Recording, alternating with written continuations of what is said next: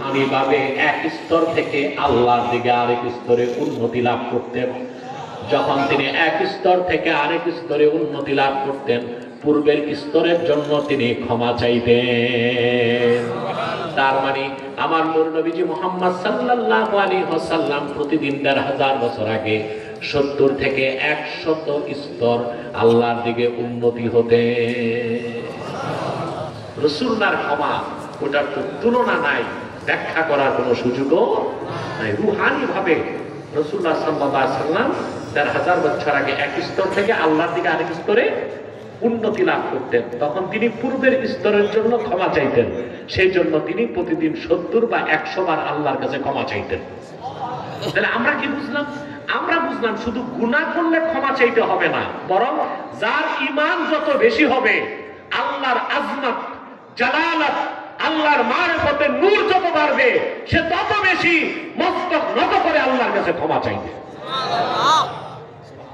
সুবহানাল্লাহ, সুবহানাল্লাহ। ক্ষমা চাইলে আল্লাহ খুশি হন, ক্ষমা চাইলে আল্লাহ খুশি হন। ক্ষমা চাইলে দাম বাড়ে। দেখেন নাই, আমি একটা দৃষ্টান্ত দেই। আদম আলাইহিস সালাম কয়টা ভুল করছিলেন? গুনাহ করছেন বলতে পারবো? নবী ছিলেন, উনি কি করছেন না করছেন আল্লাহ বলতে পারেন। আমরা আল্লাহ রেফারেন্সে বলতে পারি যে আল্লাহ এটা বলছেন। আমরা বলতে পারি না আদম পাপী ছিল, এটা বলে ঈমান নষ্ট হয়ে যাবে। আবার তিনি আমাদের বাপ, বাপ দোষ করলো সন্তান তার দোষ ধরতে পারে? বাপ যত বড় অপরাধী হোক, জুয়াখোর হোক, ব্যভিচারী হোক, শরাবখোর হোক, তার সন্তান তার দোষ ধরতে পারে না। যে সন্তান তার পিতার দোষ ধরে বলে সেটা ভালো সন্তান না, কুলাঙ্গার সন্তান। আর কুলাঙ্গার সন্তানের উপর আল্লাহ লানত আসে। প্রিয় বন্ধুগণ, আদম আলাইহিস সালাম পাপ করছেন, গুনাহ করছেন বলতে পারবো না। আমরা বলতে পারি একটা ভুল করছেন শয়তানের প্ররোচনায়, ঠিক না? ইবলিস কয়টা ভুল করছিল? কয়টা হুকুম তরক করছে? আদম আলাইহিস সালাম একটা ভুল করলেন, তওবা করে হয়ে গেলেন খলিফাতুল্লাহ। আর কুখ্যাত ইবলিস একটা হুকুম অমান্য করে তওবা করে নেয়, অহংকারের পথ ধরেছে, তার উপর ওয়াজিব হয়ে গেছে লানতুল্লাহ। একজন হয়ে গেলেন খলিফাতুল্লাহ, আরেকজনের উপর ওয়াজিব হলো লানতুল্লাহ। কথা বুঝেন না? আর একটু বুঝাবো? কথা বলেন। ঘুমাচ্ছেন? কে কে একটু হাত উঠান।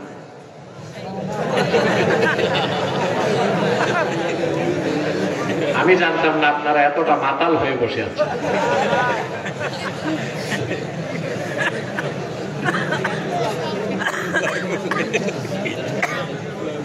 প্রিয় সুধী, কষ্ট হচ্ছে না তো?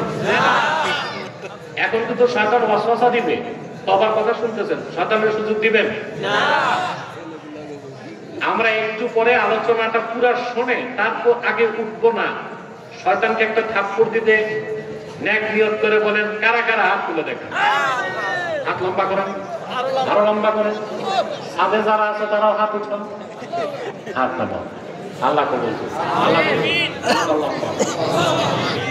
আদম আলাইহিস সালাম কয়টা ভুল করছেন?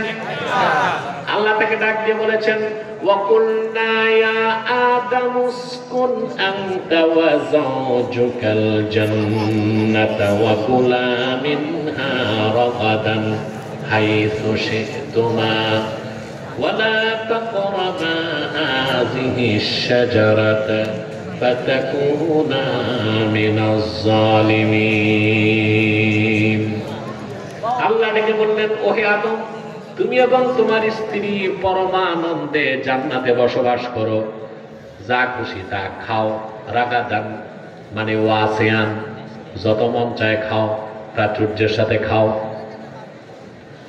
বেহেশতে যত খাবেন খাইতেই থাকবেন। সুবহানাল্লাহ। এই জন্য আল্লাহ আদমকে বলছেন, ওয়া কুলা মিনহা রাগাদা, প্রাচুর্যের সাথে খাও। বেশি খাবার জায়গা, কম খাওয়ার জায়গা। আমরা উল্টা করি, দুনিয়ায় বেশি খাই। নিজের বাড়ি না, দাওয়াত খেতে গেল, দুপুরে বিয়ের দাওয়াত, সকালে নাস্তা মাইক, ভালো করে পোষাবে তো সেই চিন্তা। আমি গল্প শুনছি এক খাদকের, খাদক বুঝেন তো, এজমর খাদক, বিয়ে খাইছে, বন্ধু জিজ্ঞেস করছে কি কি খাইলাই, বলে বেশি পানি নেই আজকে, 8টা রোস্ট 12টা broast, 6 plate pulao, 3 plate zarda, 12 glass borhani, 17টা কবাব, আজকে শরীরটা ভালো না।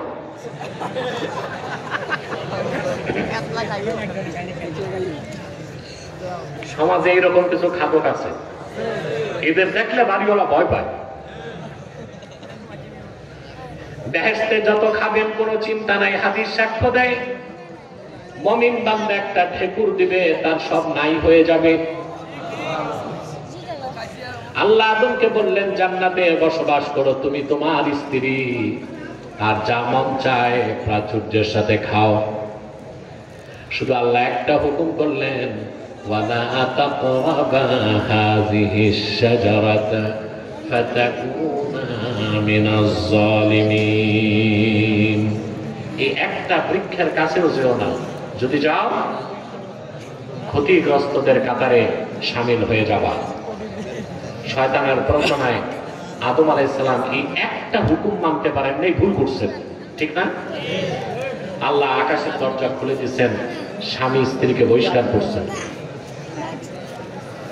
দুনিয়া আসার পর আদম আলাইহিস সালাম বুঝতে পারলেন আল্লাহর হুকুমটা না মানার কারণে আমার জান্নাত থেকে বহিষ্কার।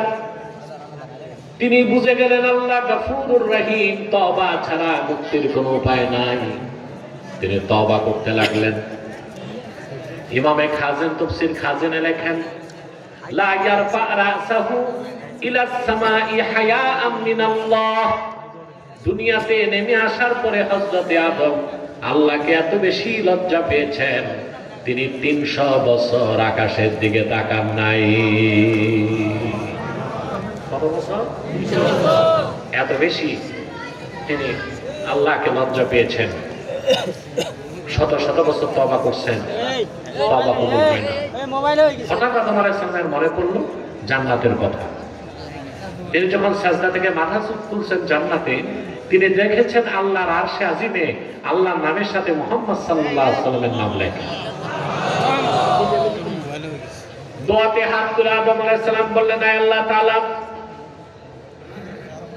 আমি গুনাহ করেছি, অন্যায় করেছি, তোমার হাবিব মুহাম্মদ সাল্লাল্লাহু আলাইহি ওয়াসাল্লামের ওসিলায় maaf করে দাও। শত শত বছর তিনি তওবা করলেন, ক্ষমা চাইলেন, কোনো জবাব আসে নাই। এইবার আসমান থেকে জবাব চলে আসলো। আল্লাহ ডেকে বললেন, কাইফা আরাফতা মুহাম্মাদা, মুহাম্মদ সাল্লাল্লাহু আলাইহি ওয়াসাল্লামকে চিনছো কেমনে আদম? আমি তো এখনো দুনিয়ায় পাঠাই নাই। হযরত আদম বললেন, আল্লাহ, জান্নাতে যখন আমি সাজদা থেকে মাথা তুলেছি, তোমার আরশে আজিমে তোমার নামের সঙ্গে তোমার হাবিব মুহাম্মদ সাল্লাল্লাহু আলাইহি ওয়াসাল্লামের নাম লেখা দেখেছি। এই ব্যাপারে 5টা সনদে সহিহ হাদিস আছে। কয়টা রাওয়ায়াত? মুজাম তাবারানীতে হাদিস আছে, মুস্তাদরাক আলা সাহিহাইনে এসেছে, খাসাইস কুবরাতে এসেছে, মাওয়াহিবুল লাদুনিয়াতে এসেছে, শারহু মাওয়াহিবিল লাদুনিয়াতে এসেছে। বদরুদ্দিন আইনি একটা রাওয়ায়াত এনেছেন উমদাতুল কারি শারহু সহিহুল বুখারীতে, মুস্তাদরাক আলা সাহিহাইন থেকে। তিনি বলেন, ইন্না আদামা রাআ ইসমা মুহাম্মাদিন সাল্লাল্লাহু আলাইহি ওয়াসাল্লাম মাকতুবান ফিল আরশ। হযরত আদম জান্নাতে সাজদা থেকে মাথা তুলে আল্লাহর আরশে আজিমে আল্লাহর নামের সঙ্গে মুহাম্মদ সাল্লাল্লাহু আলাইহি ওয়াসাল্লামের নাম লেখা দেখতে পেয়েছিলেন। দুনিয়াতে তার মনে পড়লো সেই কথা। আল্লাহ বললেন, ঠিকই বলেছো রে আদম, মুহাম্মদ আমার হাবিব, আমার সবচেয়ে প্রিয়, আমার হাবিব আমার কাছে তিনি মুহাম্মদ সাল্লাল্লাহু আলাইহি সাল্লাম। আমার হাবিব মুহাম্মদ সাল্লাল্লাহু আলাইহি সাল্লাম আমার কাছে সবচেয়ে প্রিয়। যেহেতু তুমি আমার হাবিব মুহাম্মদ সাল্লাল্লাহু আলাইহি সাল্লামের ওসিলা ধরে ক্ষমা চেয়েছো, আমি আল্লাহ তোমার ভুল ভ্রান্তি সব maaf করে দিলাম, তুমি আদমের গুনাহ maaf করে দিলাম। আদম আলাইহিস সালামকে আল্লাহ খেলাফত দিলেন, খলিফাতুল্লাহর মর্যাদা দিলেন, নবিউল্লাহ বানায় দিলেন। তওবার পথ ধরছে, ক্ষমার পথ ধরছে। অপরদিকে ইবলিস, তার প্রতি হুকুম ছিল কয়টা? একটা। আল্লাহ বলেছেন উসজুদু লিআদম ফাসাজাদু ইল্লা ইবলিস, আদমকে সাজদা করো, সবাই সাজদা করছে, শুধু করলো না ইবলিস। আবা ওয়াস্তাকবারা ওয়া কানা মিনাল কাফিরিন, সে অস্বীকার করলো, অহংকার করলো, আর সে কাফেরদের দলভুক্ত হয়ে গেল। তাহলে